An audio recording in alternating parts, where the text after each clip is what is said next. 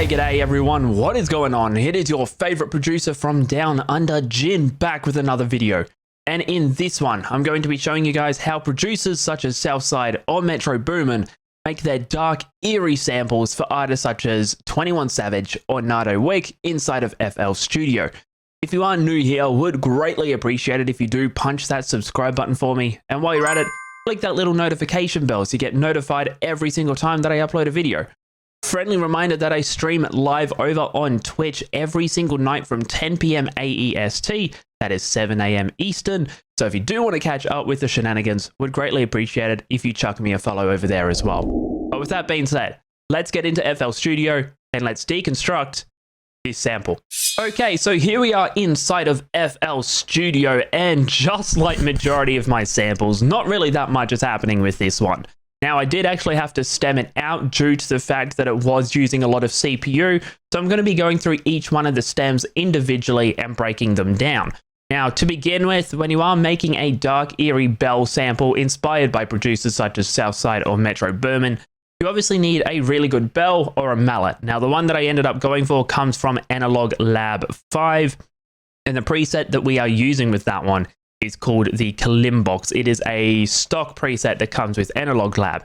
Now, the pattern that we are playing is pretty simple. Now, we are at a BPM of 123, and the sample is actually C# minor, but the finished one we've actually pitched up to E minor. So the pattern that we are playing with this is really simple. As you can see, it's just repeating itself over and over and over again. All we did is we made a simple C# minor triad where we have this C# and this G# and this E, which has been bumped up an octave. If we were to bump it down an octave, is the middle note in the C# minor triad. So all we did, bump that up, and then we just worked with the semitone steps, where we have this D# going up to the E, this A going down to the G#, and then just this C# here just being used over and over and over again as an octave variant to the bass note, just to give it a little bit more bounce. Then with the second half, all we did, copy, paste, bump it up an octave just to make it sound a little bit different. But in context, this is what the bells sound like.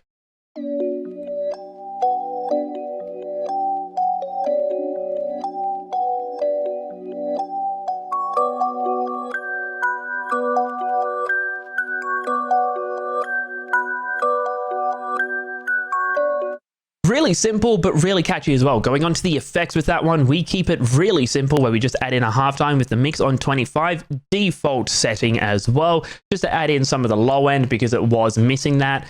We bring in an EQ where we actually cut everything below, if I remember, it's like 200 Hertz just to tidy it up a little bit because there was too much low end. Next thing that comes in is an RC20 where we are using the Vinyl 3 preset.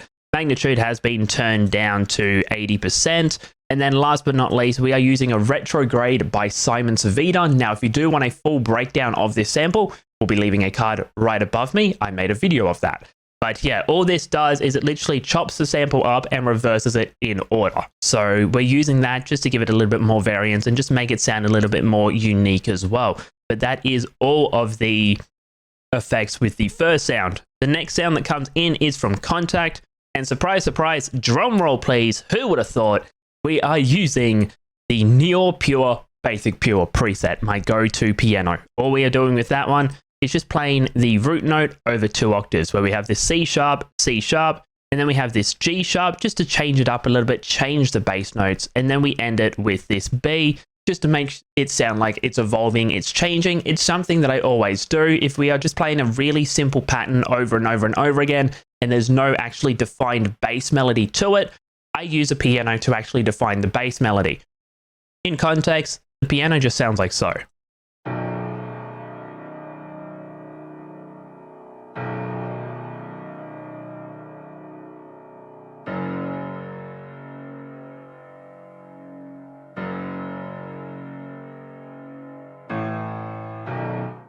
Really simple, it's just working its way up the progression really, really, really slowly. The effects with that one, we keep it simple because there's nothing on it. Going on to the next element, it comes in from Expand. Now with the first bell, it just kind of sounded like there was something missing, just, you know, a little bit of that sparkly end of a bell. So I decided to add in another one, and this one is the Fisher's Price bell coming in from Expand 2, and all we are doing with that one is just playing some accompanying notes that follow the first bell pattern. In context, it literally just sounds like so.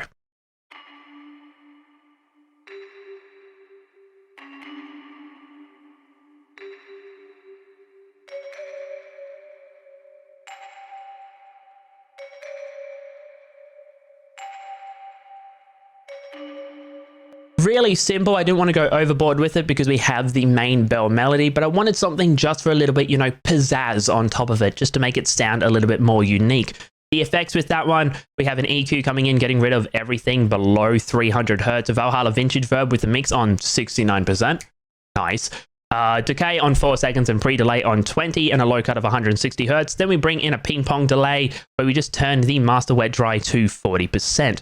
Going on to the next element, it comes in from Arcade. So when it comes to Arcade, the preset that we're using is called Nighttime Piano from the Drip Bank, and all we are doing is just laying down a really simple pattern where we are working our way up the scale. As you can see, it goes C sharp, D sharp, E to F sharp.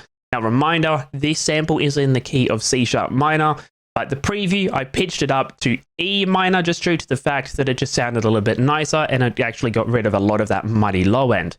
But in context, it sounds like so.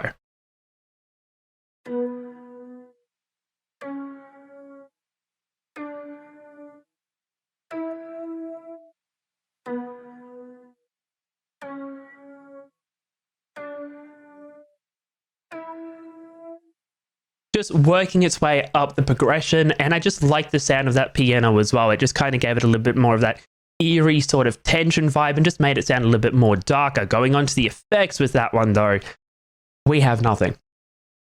Keeping it really simple. You don't need effects on everything if you have decent sounding sounds. Going on to the next element, that one comes in from Serum, and surprise, surprise, who would have thought the preset with Serum is the Analog Mafia bass, a preset that I have made myself, and if you do want to cop it, link to that one will be down in the description where you can grab it for free. Now, if you do want a massive pack that includes this preset and a whole bunch of others, you can go over to my BeatStars because I do have a massive pack over there called Demon Lords Volume 1. If you do want to cop that one, we'll be leaving a link to that one in the description as well. But yeah, with this bass, I wanted something more analog, so hence why I went for the analog version of the Mafia bass, where it does actually bring in that mechanical white noise. But all we are doing is just following the root notes, where we have B, then it goes down to F sharp, finishes on A. Now, this is actually in the key of E minor, which is the sample that we were in. So if I was actually to pitch it down 3, 1, 2, 3, we now have G sharp going down to D sharp, which is actually in the key of C sharp. But in context, the bass just sounds like so.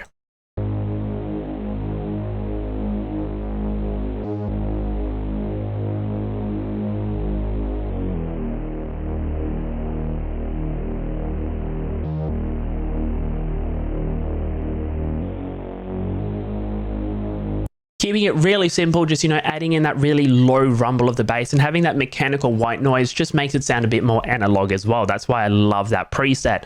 The effects with that one, nothing. We're literally just keeping it really, really, really simple. We didn't want to go overboard with that one. The last element that we have that comes in though, comes in from Contact. And who would have thought, surprise, surprise, because I don't have any other violins, we are using the Gypsy Romantic violin from Balkan Ethnic Orchestra. Hopefully by next week I'll have another violin bank because I'm relying on this one a bit too much. But yeah, the pattern that we're playing with this, really simple. We are just playing with, you know, octave changes. So we start with the C sharp 6 right here, and then we bump it up to the C sharp 7, relying on the semitone changes yet again of E and D sharp here. And then this B before it actually jumps up to the C sharp.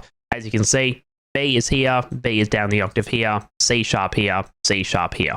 We're literally just playing with the octaves and giving it some variance, but in context, it sounds like so.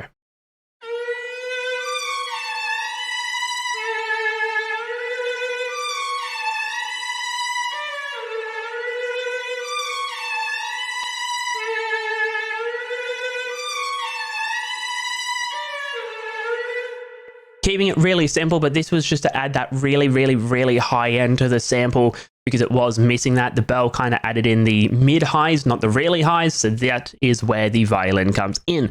But yeah, the effects with that violin, really simple because there's nothing on it, but everything gets routed to a melody bus where the melody bus has a sound shifter where we pitch everything down to semitones. Then we have an RC20 where we are using the tri-freeze preset. Magnitude of that one is on 80%. If you actually want to cop this preset, link to that one will be down in the description as well. Last but not least, we have an EQ where we get rid of everything around 120 hertz, so the 808 actually has room to breathe.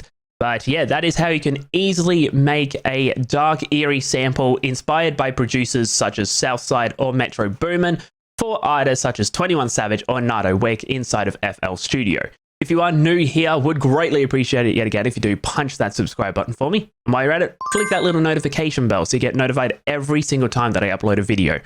Friendly reminder again that I stream live over on Twitch every single night from 10 PM AEST, which is around 7 AM Eastern. So if you do want to catch up with the shenanigans, would greatly appreciate it if you follow me over there as well.